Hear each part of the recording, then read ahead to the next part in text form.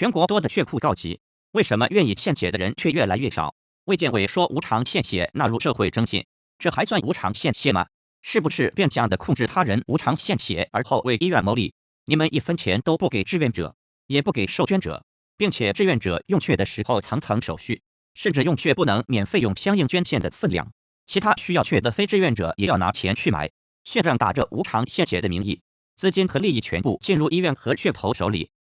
现在还纳入征信，那些老赖都管不住不在乎，甚至被强制执行赔偿也不赔。现在还想让民众绑定信用来变价要血，相信以后更不会有人捐献。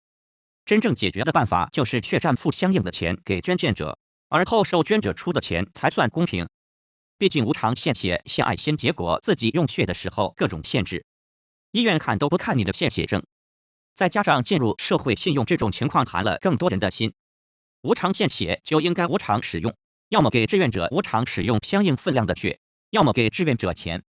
毕竟谁能保证用血的时候遇到某些医院要你一大堆手续，不看你献血证的情况，还不肯给你免费输血呢？大学每年都去献血，就今年没有去，要不是为了分，我第1年遇到那事就再也不想去。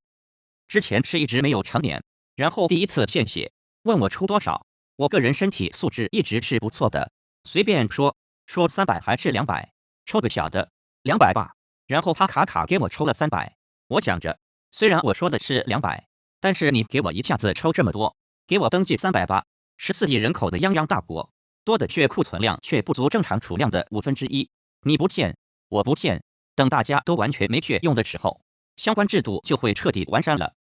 从小我们被教育要我为人人，人人为我，但是现在血站做事也太不讲究了，献血的时候各种承诺，等真要用血的时候却是各种刁难。我尊重献血的人，他们都是很有爱心的人，但是现在各种血站乱象，却一次又一次寒了他们的心。另外我记得有人辟谣，没有任何一篇科学文献说过献血有益，只是说没有明显的害处，但绝对称不上有益。那些宣传献血有益的算不算是虚假宣传？全国多的血库告急，为什么愿意献血的人却越来越少？中国专家建议加入征信系统，把献血